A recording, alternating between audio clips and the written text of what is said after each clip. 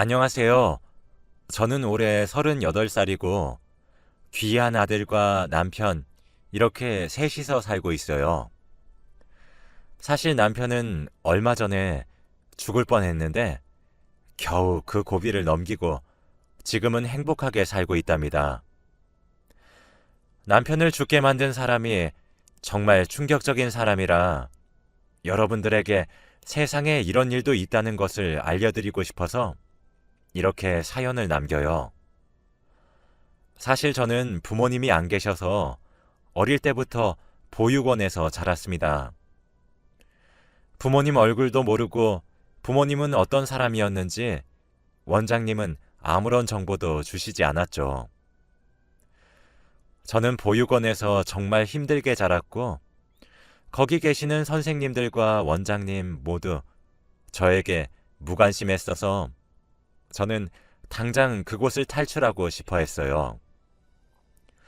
제가 점점 커갈수록 보육원 원장님은 저에게 눈치를 주면서 에휴, 이제 중학생이 되었으면 지 엄마 찾아서 나갈 것이지 언제까지 여기 있겠다는 거야?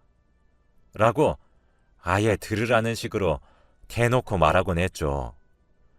그리고 밥을 먹으러 식당에 가도 선생님들은 몸이 커지니까 밥을 너무 많이 먹네. 식비도 안 내면서 알바라도 하던지 라고 눈치를 주셨죠. 저는 보육원 사람들을 보고 저같이 소외된 아이들을 위로해주고 보듬어주는 보육원 원장이 되는 꿈을 꾸었습니다. 이런 시설에서 살게 되는 아이들이 너무 불쌍했고 버려진 것이 어른들 탓인데 저희가 무슨 잘못이 있다고 그렇게 막말을 내뱉는 걸까요? 아무튼 저는 그곳과는 상반되게 따뜻하고 상냥한 보육원 원장이 되겠다는 마음을 가지고 악착같이 거기서 버텼습니다. 보육원 원장이 되기 위해서는 다양한 자격증을 취득해야 하고 봉사활동도 주기적으로 해야 했죠.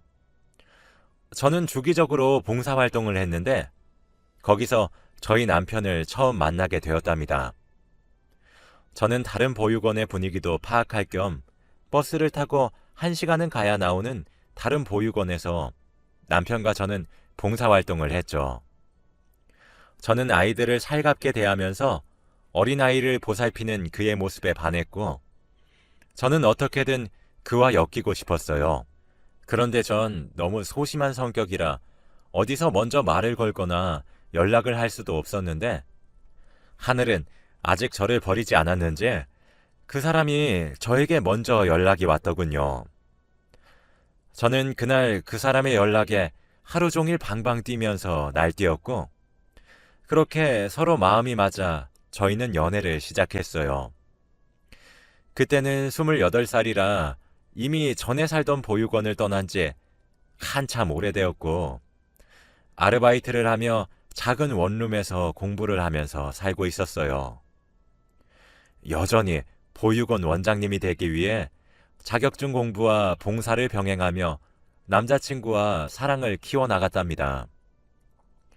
그렇게 연애를 총 2년을 했고 제가 30살이 되었을 때 남자친구는 저에게 청혼을 하였습니다. 그치만 저는 부모님도 없이 자라서 남자친구 부모님이 저를 좋아하시지 않을 것 같았죠. 남자친구는 집안의 첫째이고 남동생과 아버지 이렇게 계시고 남자 3명이서 살고 있었어요. 어머니는 일찍 돌아가셔서 어머니 얼굴도 모른다고 하네요. 남자친구 아버지는 시골에서 농사를 지으셨고 밭도 평수가 제법 넓고 그 일을 남자친구와 남자친구 남동생이 물려받을 생각이라고 했습니다. 저는 그와 결혼을 하기로 결정하고 처음으로 남자친구 가족한테 인사를 드리러 갔는데 왠지 모르게 남자친구는 아버지와 남동생과 전혀 닮지 않은 것 같았어요.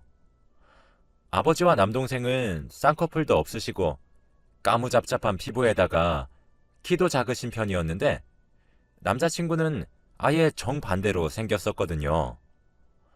진짜 부자 관계라고 말 안 하면 남남이라고 생각할 정도? 아무도 가족이라고 믿지 않을 정도였습니다. 그래서 물어봤어요. 오빠는 왜 동생이랑 아버지랑 안 닮았어? 아, 아버지가 나는 어머니를 닮았대. 남자친구는 나름 예쁘장하게 생겨서, 아, 어머님이 많이 미인이셨나 보구나. 했죠. 그런데 남자 셋이서 사는 집안이라 많이 칙칙하고 말수도 없을 것 같았는데, 제 예상과는 다르게 정말 화목하고 대화가 끊기지도 않았어요. 서로 어찌나 할 말이 많은지 웃으면서 말을 주고받는데, 저는 사실 부모님이 안 계셔서 그렇게 화목하고 단란한 가정은 처음 보았습니다. 한 번도 가족들이랑 식사를 한 적이 없어서 남자친구의 평범한 가족 같은 모습이 너무 부러웠죠. 저는 조용히 그 가족들의 대화 내용을 들으면서 밥을 먹고 있었는데 남자친구 아버지가 제게 인사를 건네셨어요. 아가, 우리 아들이 너한테 잘해주느냐? 우리 아들 바보 같아도 잘 부탁한다. 우리 집에 너가 들어와서 얼마나 기쁜지 몰라. 처음으로 인사를 드리는 저에게 아가라고 칭하시며 많은 질문들과 좋은 말을 해주셨어요. 한 번도 이렇게 주목을 받은 적이 없던 제게 특별한 존재라고 각인시켜 주시니 정말 행복했고 저도 이제 그 집안의 일원이 된 기분이었죠. 민서야, 나를 시아버지라고 생각하지 말고 친아빠라고 생각하고 편하게 여겨주면 좋겠다. 라고 말씀하시며 제 밥숟가락에 고기 반찬을 올려주셨어요. 저는 한 번도 느껴본 적 없는 아빠 같은 손길에 저도 모르게 눈물이 뚝뚝 흘렀고 우는 제 모습에 다 당황을 했죠. 민서야, 왜 그러냐? 내가 혹시 실수라도 한 거니? 아니요, 아버님. 너무 행복해서 그랬어요. 감사합니다. 부모 얼굴도 모르는 저를 며느리로 받아주신 것도 감사한데 가족처럼 대우해 주시니 꼭 이분들에게 만족스러운 며느리가 되겠다고 다짐했어요. 저는 지인이 많이 없어서 결혼식도 아주 간소하게 치렀고 남자친구 집에 들어가서 살기로 했답니다. 시댁 사람들은 밭일을 해서 매일 아침마다 나갔고 집에는 점심 식사를 하러 오는 일밖에 없었기 때문에 저는 항상 집에 혼자 남겨지게 되었죠. 너무 심심했고 시골이라 아무것도 할 수 있는 게 없어서 새참이라도 해드리자 싶어 막걸리와 파전을 구워다가 밭으로 갔습니다. 다행히 다들 좋아해 주시더라고요. 역시 며느리가 요리 솜씨는 기가 막혀. 형수님, 가게 하나 차리시는 게 어때요? 혼자만 먹기에는 너무 아까운 음식이에요. 칭찬을 아주 많이 해주셔서 저도 어깨가 으쓱 올라갔답니다. 그렇게 행복한 나날들의 연속이었고 저희에게는 또 다른 기쁨이 찾아왔어요. 그것은 바로 제가 임신을 했다는 것입니다. 사실 아이를 너무 원했지만 제 꿈을 위해 잠시 미뤘었어요. 그런데 예상치 못한 임신이라 저는 꿈보다는 아이를 선택할 수밖에 없었죠. 제 임신 소식에 시댁 식구들은 모두들 기뻐해 주셨어요. 이야, 나 그럼 할아버지 되는 게냐? 형수님, 그럼 저 작은 아빠 되는 거죠? 빨리 보고 싶다. 제가 임신을 하니 다들 아무것도 하지 말고 가만히 있으라고 했습니다. 밥을 차리고 청소하는 것은 물론 물도 가져다 주시고 하다못해 리모컨까지 직접 저에게 가져다 주셨습니다. 저는 이런 호의는 살면서 처음 받는 거라 적응이 영 안 되더라고요. 괜찮아요. 제가 할 수 있어요. 라고 거절했지만 남편과 도련님 그리고 시아버지는 안 된다며 극구 반대했죠. 아무튼 그 집에서 거의 공주님 대접을 받으며 무사히 아기를 낳았고 아들이었습니다. 작고 귀여운 생명체가 집안에 있으니 다들 밭일을 나가고 싶어 하지 않으셨고 일찍 집에 들어와서 아기를 보고 싶어 하셨죠. 그만큼 시댁 식구들과 저는 너무 화목하고 행복한 나날들의 연속이었습니다. 세월은 빠르게 흘러 어느덧 아이가 초등학교에 들어갔고 이제 저보다 아빠가 더 좋다며 저를 아예 봐주지도 않는 시기가 왔어요. 같은 남자라서 그런지 아빠랑 같이 노는 걸 더 즐거워하더군요. 운동회를 하면 학부모님들이랑 같이 하는 종목이 있는데 특히 마지막에 제일 하이라이트인 계주가 아들과 남편이 같이 할 수 있었죠. 저희 남편은 운동신경이 뛰어난 편이라 항상 1등을 하니 아들이 자기 반에서 우쭐댔었나 봐요. 그러면서 매년 운동회를 아빠와 같이 보낸다고 기대했습니다. 그런데 왜 항상 행복은 그렇게 오래가지 못하는 걸까요? 저는 여느 때와 다름없이 아이를 학교에 등교시키고 시댁 가족들은 밭일을 하러 나갔죠. 혼자서 집안일을 하고 있는데 갑자기 시아버지께 전화가 오셨어요. 아가, 빨리 와봐야겠다, 지금. 네? 갑자기 왜 그러세요, 아버님? 지금 그게 아무튼 빨리 오거라. 시아버지는 차마 말을 잇지 못하셨고 저는 큰일이 났나 싶어 얼른 밭으로 뛰어갔어요. 그곳에는 남편이 쓰러져 있었습니다. 저는 보자마자 비명을 지르면서 주저앉았어요. 구급차는 이미 와 있었죠. 저는 눈물을 펑펑 흘리며 시내에 있는 대학병원으로 이동했고 남편은 바로 수술실로 들어갔답니다. 남편이 수술을 진행하는 동안 옆에 있던 도련님과 시아버지에게 도대체 어떻게 된 일이에요? 라고 물었어요. 아니, 둘째가 걸음을 가지러 잠깐 간 사이에 그만 농기계에 머리를 다치고 말았단다. 남편은 농기계를 다루다가 실수로 머리가 끼이는 사고가 났고 결국 머리를 다치다 보니 하루아침에 식물인간이 되었습니다. 몇 시간 전까지만 해도 말도 잘하고 웃으면서 농사일을 하러 갔던 남편이 갑자기 이렇게 말도 못하고 저를 알아보지도 못하다니. 농기계를 다루다가 이렇게 됐으니 누구 탓도 할 수 없고 그저 다루지 못하는 기계를 맘대로 다룬 남편 탓을 했습니다. 병실에 누워있던 남편을 보고 있자니 너무 슬펐어요. 아이고, 왜 그걸 만져? 이 꼴이 됐어. 응?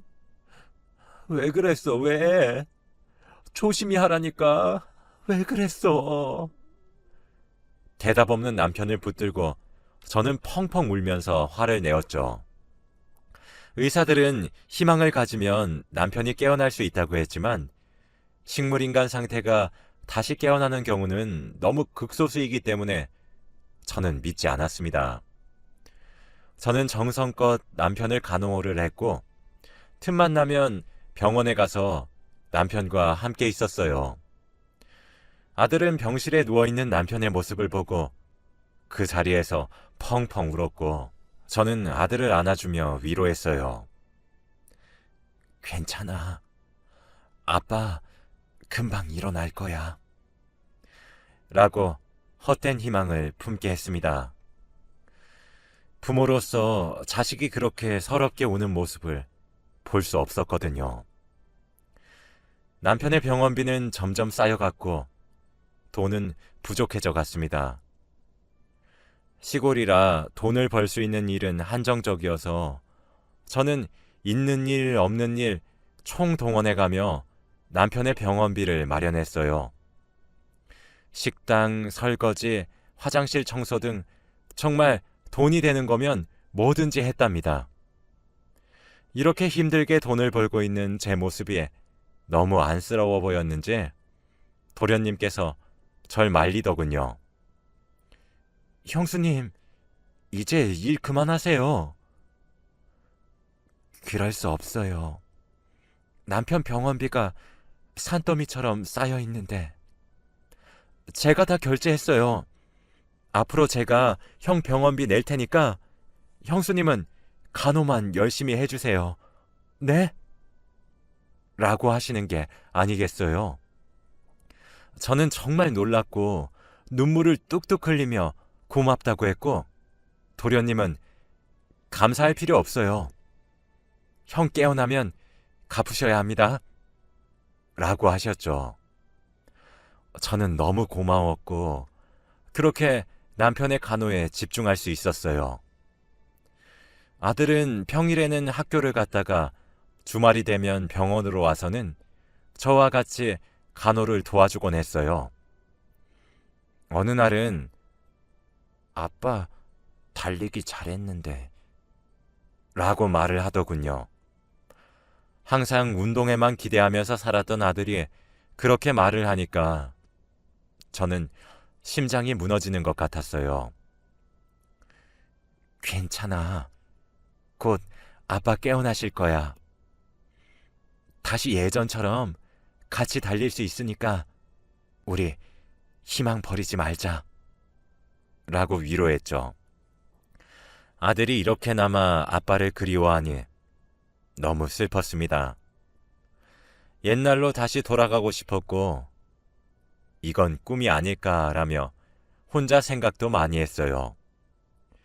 그렇게 무려 2년이나 남편을 간호했습니다. 그런데 시간이 아무리 지나도 남편은 움직일 기미가 보이지 않았고 저는 계속되는 간호에 지칠 대로 지쳐서 남편의 죽음을 예측하고 있었답니다. 저는 평소처럼 집에서 남편이 있는 병원으로 가기 위해 준비를 하고 있었어요. 그런데 그때 급하게 남편 담당 간호사가 전화가 왔습니다. 지금 얼른 병원으로 오셔야 할 것 같아요. 라며 다급하게 말씀하셨고 저는 무슨 일이 생긴 것만 같아 택시를 타고 병원으로 급히 이동했어요. 그런데 이게 무슨 일인지 남편의 손가락이 미세하게 흔들리면서 눈꺼풀이 조금씩 움직이는 게 아니겠어요? 남편은 2년 만에 움직이기 시작했고 남편은 저를 보자마자 더듬거리며 겨우겨우 한마디를 했습니다. 아버지가 이랬어. 라고 말이에요. 저는 그게 무슨 뜻인지 생각을 했고 남편은 아버지가 내 머리를 저는 남편의 말을 듣고 입을 틀어 막았죠. 여보, 괜찮아. 말 너무 많이 했어. 그만 말해도 돼. 라고 하고 상황 파악을 하기 시작했습니다. 남편의 말에 의하면 농기계를 다루다가 사고로 다친 것이 아니라 시아버지가 의도적으로 남편을 이 지경으로 만들었다고 했죠. 저는 도저히 믿을 수 없는 사실에 어떻게 해결을 해야 하나 생각했습니다. 남편은 거짓말을 할 사람도 아니었고 저희 동네는 워낙 시골이라 CCTV도 없어서 증거를 찾을 수 없었거든요. 그리고 밭이라 사람들이 지나가지 않기 때문에 목격자를 찾을 수도 없는 마당이었고요. 저는 마음대로 남편 말만 듣고 함부로 시아버지에게 화를 낼 수도 없는 노릇이었습니다.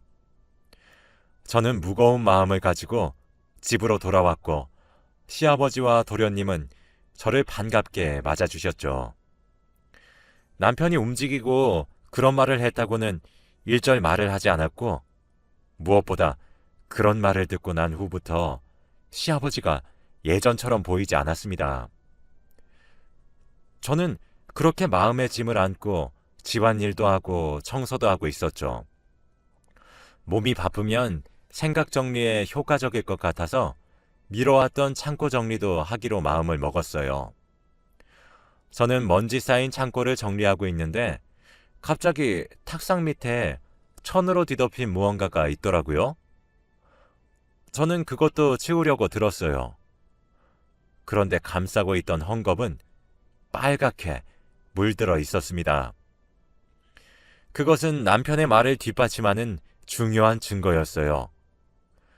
저는 그것을 보자마자 비명을 질렀고 그때는 다행히 도련님과 시아버지가 밭에 있어서 집에는 저 혼자였어요. 저는 바로 그 증거품을 가지고 시내에 있는 경찰서로 향했고 신고 접수를 했습니다. 다행히 손잡이에 있는 지문이 시아버지라고 나왔고 피도 남편의 피가 맞았습니다. 네, 그렇게 시아버지의 범행 혐의가 인정이 된 것이죠. 저는 끝까지 아는 체 하지 않았고 평소처럼 행동을 하며 시아버지를 신고한 티를 내지 않았어요. 왜냐면 사람을 죽이려고 한 사람인데 제가 신고한 사실을 알면 시아버지가 저에게 어떤 짓을 하실지 너무 무서웠거든요. 저는 평소처럼 집안일을 하고 있었고 경찰이 저희 집에 들이닥쳐 시아버지를 체포해 갔습니다.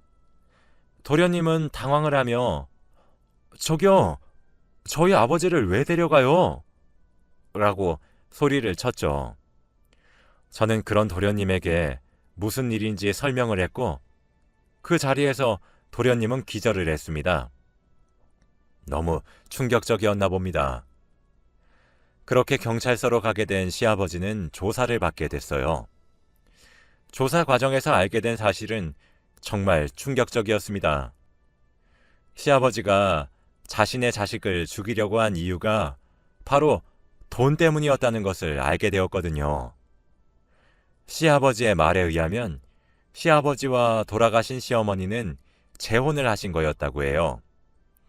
재혼하실 당시엔 두 분께 자식이 각각 한 명씩 있었고 그래서 시어머니의 자식인 저의 남편 그리고 시아버지의 자식인 도련님 이렇게 네 사람이 가족이 된 거였죠. 결론적으로 제 남편은 시아버지의 친아들이 아니었던 겁니다. 그런데 시어머니가 돌아가시게 되자 두 아들을 키우기 벅차하셨고 시어머니가 남편에게 해놓은 사망보험금을 노리고 계셨던 거죠. 물론 도련님과 남편은 그런 일을 전혀 몰랐고 둘이 친형제가 아닌 것도 전혀 몰랐어요.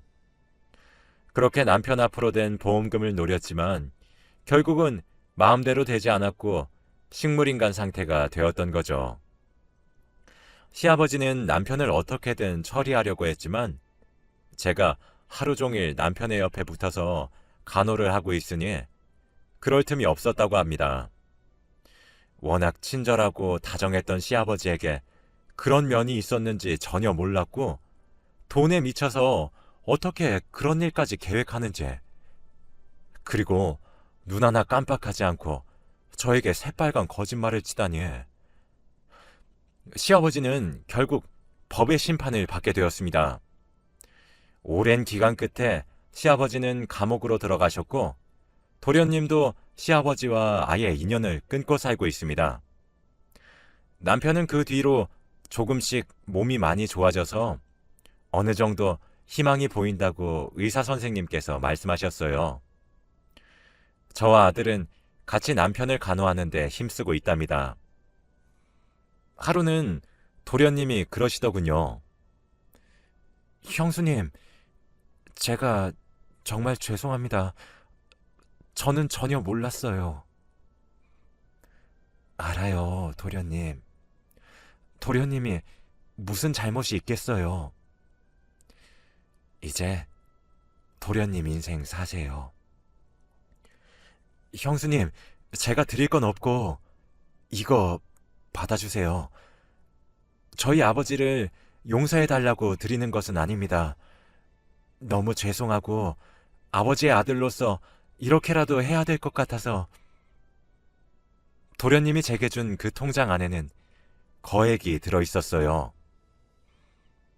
도련님, 이 돈 어디서 나셨어요? 아버지 밭을 팔았어요. 도저히 그 밭으로 생계를 유지하기에는 제가 천벌을 받을 것 같아서요. 저는 절대 받지 않겠다고 했지만 도련님은 저에게 통장을 주고는 도망치듯 나가셨어요. 그 뒤로 도련님은 어디로 사라지셨는지 저의 연락은 전혀 받지 않으셨죠. 도련님이 주신 통장에는 돈이 제법 많이 있어서 그 돈으로 남편의 병원비에 아들 교육비 그리고 집까지 구할 수 있었습니다. 아버지가 잘못을 했는데 왜 아들인 도련님이 죗값을 치르는 느낌일까요? 아무튼 지금의 저는 일과 남편의 간호를 병행하며 살고 있어요. 하마터면 과부가 될 뻔했는데 그나마 다행이라고 해야 할까요?